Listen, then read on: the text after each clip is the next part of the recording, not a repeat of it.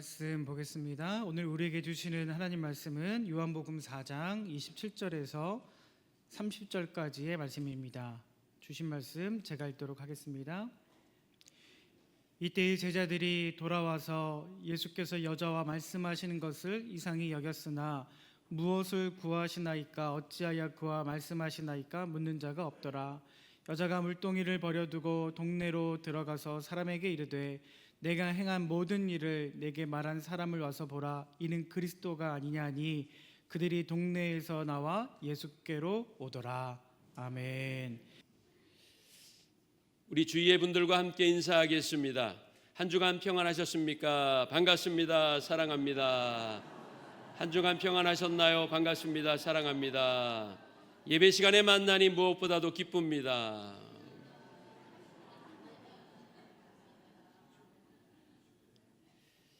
1월도 벌써 세 번째 주일이 됐습니다.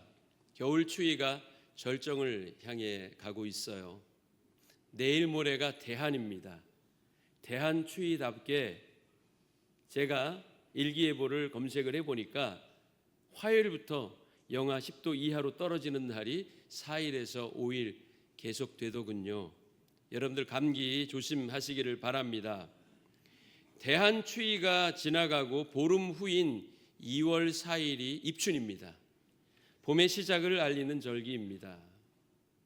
아무리 추워도 겨울은 지나갑니다. 우리 삶의 시련도 다 지나가게 되어 있습니다. 여러 가지 어려움으로 힘드십니까?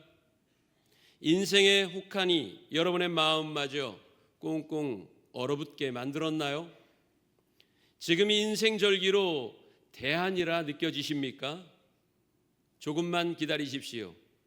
보름만 기다리십시오. 그러면 봄이 올 것입니다. 봄과 같은 새 희망과 은혜를 여러분 모두에게 듬뿍 부어주시기를 주님의 이름으로 축복합니다. 사람은 희망을 품고 사는 존재입니다. 소망이 없다면 사람은 살아갈 이유도 망각합니다. 소망이 그래서 삶의 동력입니다. 현실이 시궁창 같아도 소망을 가지면 이겨낼 수 있어요. 환경이 내게 아무리 불리해도 희망이 그것을 극복하게 합니다. 희망에 관한 명언 몇 가지를 여러분들에게 소개합니다. 에밀리 디킨스는 희망에 대해 이렇게 말했습니다. 희망은 마치 깃털이 달린 새처럼 우리 영혼 속에 깃들어 말없이 노래를 부르고 절대로 멈추지 않는다. 참 아름다운 말이죠. 안네의 일기 주인공 안네 프랑크는 희망은 언제나 우리 곁에 있다라고 했습니다. 그녀는 2년 2개월간 게슈타포의 눈을 피해 은신처에 숨어 지내는 동안 일기를 썼는데 그 일기가 유명한 안네의 일기입니다. 1944년 8월 4일 누군가의 밀고로 은신처가 발각되어 아우슈비츠 수용소에 끌려갔고 이듬해 3월에 15살의 어린 나이에 생을 마쳤어요. 당시 안네와 함께 수용소에 있었던 사람들의 증언에 의하면 이 소녀 안네는 절망적인 상황에서도 절대 희망의 끈을 놓지 않았다고 합니다. 늘 웃었다고 해요. 그가 숨어서 쓴 안네의 일기는 우리들에게 희망을 줍니다. 로버트 슐러 목사님도 그의 설교에서 이렇게 말씀했습니다. 어려움은 일시적이지만 희망은 영원하다. 영원한 희망을 품고 현실의 어려움을 극복하며 살겠습니까? 아니면 일시적인 어려움 때문에 영원한 희망마저 내던지고 살겠습니까? 선택은 우리 몫이지만 아무쪼록 전자를 선택하시기 바랍니다. 오늘 사마리아 수가성 야곱의 우물에 물을 기르러 왔다가 예수님을 만난 한 여인의 이야기를 통해 우리가 품어야 할 참 희망의 가치가 무엇인지를 깨닫는 시간이 되기를 바랍니다.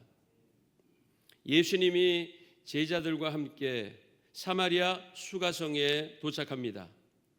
갈릴리 지방으로 가시던 중이었어요. 한 우물에 잠시 앉아 쉬고 계시는데 저쪽에서 한 여인이 물동이를 들고 우물로 옵니다. 목이 마르셨던 예수님은 여인에게 물을 좀 달라고 요청하십니다. 그러나 이 여인의 반응은 매우 냉소적이었어요. 9절 말씀 보니까 당신은 유대인으로서 어찌하여 사마리아 여자인 나에게 물을 달라 하나이까. 참 야박합니다. 행로에 지친 나그네에게 물 한 모금 주는 게 뭐 그리 어려운 일이라고 이토록 차갑게 대할까요? 왜 그럴까요? 우리는 이 여인의 말에서 깊은 적개심을 느낍니다. 당신은 유대인, 나는 사마리아인, 편을 나눕니다. 물을 요청한 일이 두 사람을 적대자로 만들었어요. 넘을 수 없는 높은 장벽을 세웠습니다.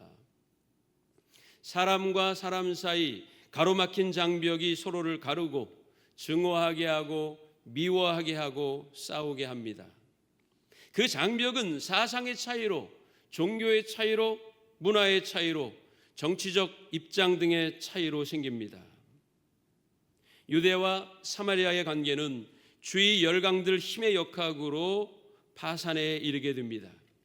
기원전 722년경 아수르는 북이스라엘의 수도였던 사마리아를 공격했고 정복합니다. 많은 사마리아인을 끌고 갔고 사마리아에 대규모 군대를 주둔시켰으며 여러 민족 사람을 이주시켜 사마리아에 정착하게 만듭니다. 결과적으로 이 사마리아 지역은 여러 민족이 섞여 사는 다종족 지역, 다문화 사회가 됩니다. 이를 정통 유대인들이 문제 삼고 그들을 무시하게 된 겁니다. 우리는 아브라함의 후손, 하나님의 선민이건만 너희는 여러 혈통이 뒤섞인 잡종이 됐다. 그러니 우리는 너희들을 인정할 수 없다. 한 민족으로 너희를 대우할 수가 없다는 거였습니다. 이런 뿌리 깊은 원한이 그날 우물가에서 폭발한 겁니다. 더구나 이 여인의 개인의 삶의 상황도 매우 혼란스럽고 불안정한 상황이었기에 부정적 감정은 더 컸을 것으로 생각됩니다. 지금 우리 사회는 양극단으로 나누어져 갈라져 대결하고 있습니다. 서로를 증오하고 적대시합니다. 정치 이념의 차이로 서로 비난하고 남녀는 서로를 혐오합니다. 남혐, 여혐이라는 신조어를 아무렇지도 않게 사용하여 분란을 부채질합니다. 탈종교화가 가속화되면서 특히 교회가 비난의 표적이 되고 있습니다. 종교의식 조사에 의하면 불교나 캐톨릭은 친근하고 바른 이미지가 강하지만 개신교에 대한 인식은 최악입니다. 교사는 학생들이 버릇없고 예의 없다고 말하며 학생들은 교사가 권위주의적이며 편협한 꼰대라고 싫어합니다. 사측은 노조에게 무리한 요구만 한다고 비판하며 노조는 사측이 노동자를 착취한다고 무력 투쟁까지 불사합니다. 세상 모든 사람들이 평화를 부르짖지만 평화로운 관계는 점점 소원해지며 사랑을 말하기는 하나 사랑의 실천은 없습니다.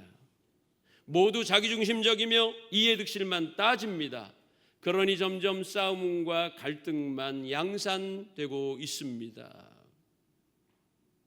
여인이 가지고 온 물동이에는 늘 타인에 대한 원망과 증오만 채웠던 겁니다. 그녀의 마음이 너그러웠다면 지친 나그네가 물 한 모금 달라고 했을 때 기쁘게 그 요청을 들어주었겠지요. 여러분의 마음의 물동이에는 무엇을 채우고 있습니까? 무엇이 가득합니까? 혹시 다른 일을 터부시하고 판단하고 정죄하고 미워하는 감정만 가득한 건 아닙니까? 옷값 들고 예수님께 온 여인은 값비싼 향유를 아깝지 않게 비워내어 예수님께 부어드렸습니다. 향유를 부음으로 옥합은 비워졌지만 오히려 그 옥합에는 예수님에 대한 사랑의 마음과 베풀어 주신 은혜에 대한 감사의 마음으로 가득 채워졌습니다. 비워낼수록 채워지는 이 신비한 역설의 진리를 깨닫는 삼양교회 성도가 되시기를 바랍니다. 그래서 오늘 제가 여러분들에게 말씀드릴 물동이의 참 가치 4가지 중에서 첫 번째는 비워냄으로써 증명된다는 겁니다. 물동이의 참 가치는 채움으로 증명되는 것이 아니라 효과적인 비워냄으로 증명이 된다는 겁니다. 무언가를 자꾸 채우려고만 하지 마세요. 오히려 비워내서 다른 사람을 유익하게 하는 게 가치 있는 인생입니다. 여인이 물동이를 비워내어 예수님께 한 모금 물을 드렸다면 얼마나 아름다운 모습이 됐을까요? 저는 2026년 우리 삼양교회가 물동이를 자꾸 비워내는 일에 힘썼으면 좋겠습니다. 다른 이의 목마름을 위해 물동이를 기울이고 다른 이의 성공을 위해 물동이를 따라내며 다른 이의 행복을 위해 물동이를 비워내는 거룩한 소비의 공동체가 됐으면 좋겠습니다.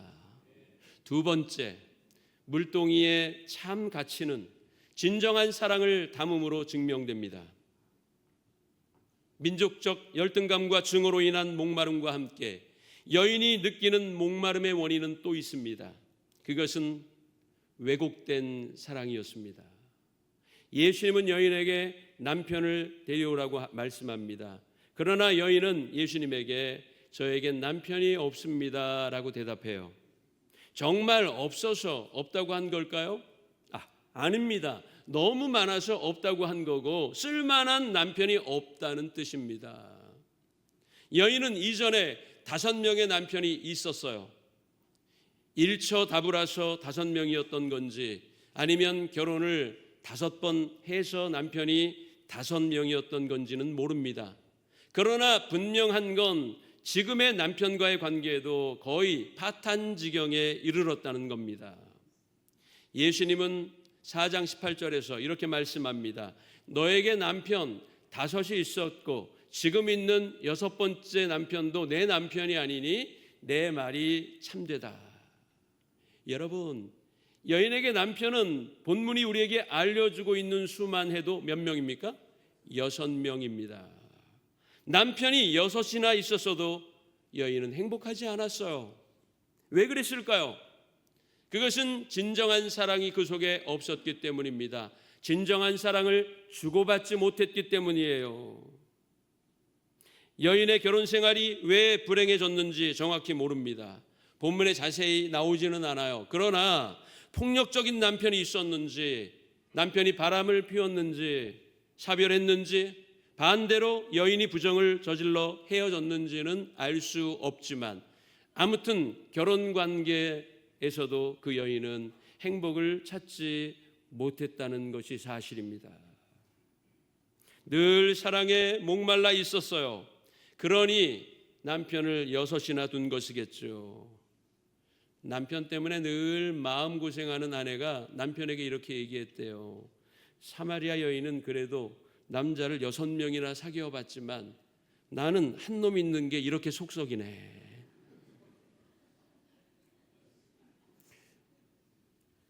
남편 6이 있으면 행복한 겁니까? 뜨거운 로맨스가 행복한 인생의 조건입니까? 물론 사람에게 있어 가장 중요한 건 사랑이라는 것을 저도 부인하지 않습니다. 사랑하고 사랑받으며 사는 건 매우 중요하죠. 그러나 맹목적인 사랑은 서로를 피곤하게 하고 삶을 파괴할 수도 있습니다.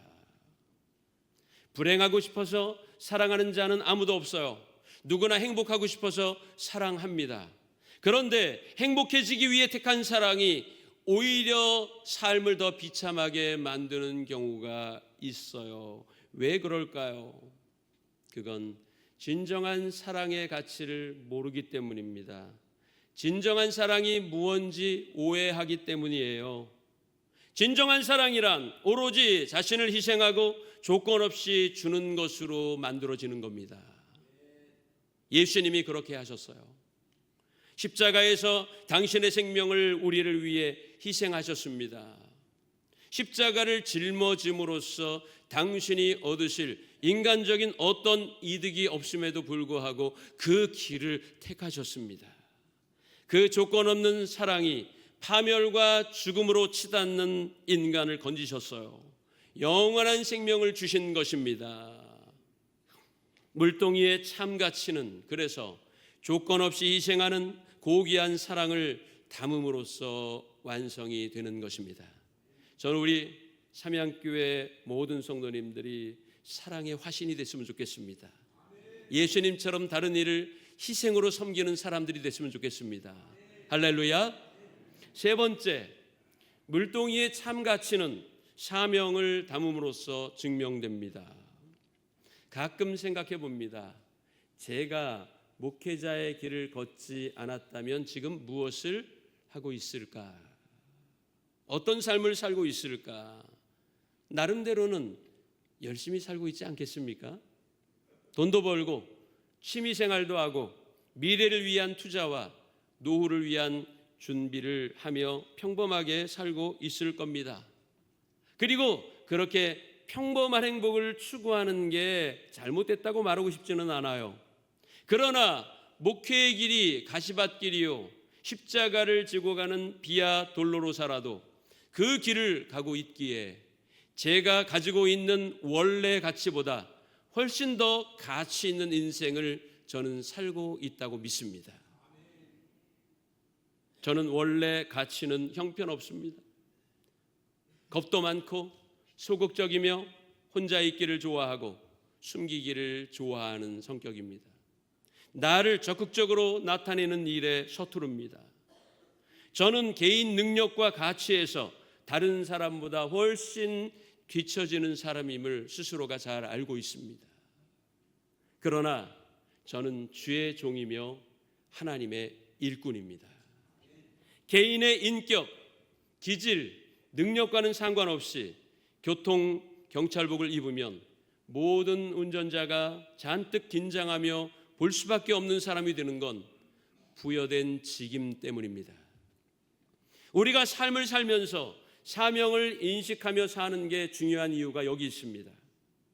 모세는 떨기나무 불꽃 가운데 나타나신 하나님을 만나 소명을 받은 후 그의 인생은 위대하게 변했습니다. 박해자 바울은 부활하신 예수님을 만나 전도자로 부름받은 후 세계 역사의 판도를 바꾸는 위대한 인물이 됐습니다. 그래서 소명의식은 삶을 고귀하고 위대하게 만드는 요소입니다. 우리 저 구절을 함께 읽어볼까요? 시작.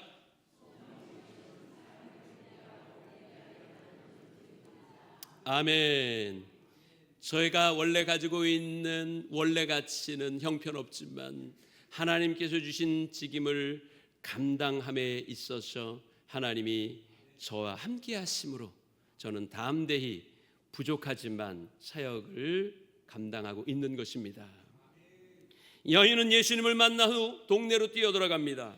그리고 사람들에게 이렇게 외칩니다. 29절 보니까 내가 행한 모든 일을 내게 말한 사람을 와서 보라. 이는 그리스도가 아니냐. 그녀는 마음이 벅차올랐어요. 가만히 있을 수가 없었습니다. 예수님을 만나고 난 후 자기 마음에 생긴 변화를 사람들에게 말해주고 싶었어요. 와 보세요. 어서요. 내가 만난 분을 당신들도 만나보십시오. 인생이 달라질 겁니다. 인생의 가치가 변할 겁니다. 이렇게 목이 터져라 외쳤습니다. 그녀가 동네로 뛰어가기 전에 한 일이 무엇입니까? 4장 28절 말씀을 보니 물동이를 버려두고 라고 했습니다. 같이 해볼까요? 물동이를 버려두고. 사실 여인에게 물동이는 아주 중요한 의미예요. 식수와 생활 용수를 담는 도구의 의미를 넘어 그의 삶의 가치를 대변해 주는 매개였어요. 그녀는 물동이를 통해 삶의 의미를 나타내려고 했습니다. 그리고 물동이를 통해 자기 가치를 증명해 내려고 했습니다. 물동이에 자기가 원하는 걸 잔뜩 담으면 삶도 행복해질 수 있을 거라 여겼던 거죠. 그런데 이제는 아니었어요. 그 소중한 물동이를 우물가에 버려두었습니다. 다른 소중한 게 생겼거든요. 그것은 예수님을 만난 깨달음과 은혜였습니다. 예수님을 만난 깨달음과 은혜가 너무 컸기에 물동이 따위는 이제 더 이상 중요한 게 아니게 된 겁니다. 기적 만들기라는 영화가 있습니다. 주인공 조너스 나이팅게일은 자비의 천사들이라는 성가단을 이끌고 미국 전역을 돌며 가짜 부흥회를 열어 사람들에게 거짓 감동을 주고 거액의 헌금을 걷어 돈벌이하는 가짜 목사예요. 그는 예배의 감동을 최고조에 이르도록 조작하려고 스태프들과 짜고 가짜 기적을 기획합니다. 예를 들면 스태프 중 한 명에게 다리를 절며 회중석에 앉아 있으라고 했다가 집회가 한참 무르익을 때쯤 그 사람을 불러요. 그리고 예수의 이름으로 명합니다. 그러면 다리를 절던 사람이 벌떡 일어나는 거예요. 근데 원래 다리를 절던 사람이 아닙니다. 다 짜고 고스톱이지. 자, 그러면 그 사실을 알지 못하는 회중들은 막 환호하고 아멘 할렐루야를 외치면서 많은 헌금을 하기 시작해요. 한마디로 은혜 조작단인 거죠. 은혜 조작단. 그러다가 조너스는 진짜 은혜를 체험하게 됩니다. 그리고 사기 부흥회를 그만두고 회개한다는 얘기예요. 그가 거짓을 버리고 진정한 은혜를 체험하는 것 자체가 진짜 기적이라는 메시지를 던지고 있습니다. 여러분, 참 기적이 무엇입니까? 죄인이 구속받아 영원한 생명에 이르는 것이 진짜 기적 아닐까요? 여인이 우물가에 버려두고 온 물동이의 참 가치를 깨닫는 성도가 되시기를 바랍니다. 2026년 삼양교회 표어는 무엇입니까? 함께 해볼까요? 시작. 영혼구원에 힘쓰는 교회. 지난주에 전도 대상자들을 작정하는 시간을 가졌고 많은 분들이 전도 대상자를 작성하여서 제출을 해 주셨습니다. 여인이 참된 삶의 가치와 사명을 깨닫고 사람들에게 예수님을 전한 것처럼 삼양교회 모든 성도님들도 이 물동이의 영혼 사랑과 전도자의 위대한 사명을 담기를 바랍니다. 네 번째, 마지막입니다. 함께 읽겠습니다. 물동이의 참 가치는 영생수를 담음으로 증명됩니다. 아멘. 여인에게 물을 좀 달라고 했다가 거절당한 예수님은 여인에게 이렇게 말씀합니다. 내가 누구인지 안다면 나에게 물을 요구했을 것이다. 그 이야기를 들은 여인은 이해가 안 됐어요. 가만히 보니까 예수님에게는 물 기를 그릇도 없고 우물은 매우 깊은데 그 물을 길어서 반대로 나에게 준다고 이해할 수 없었습니다. 예수님이 무슨 말씀을 하시는지 도대체 이해할 수 없었어요.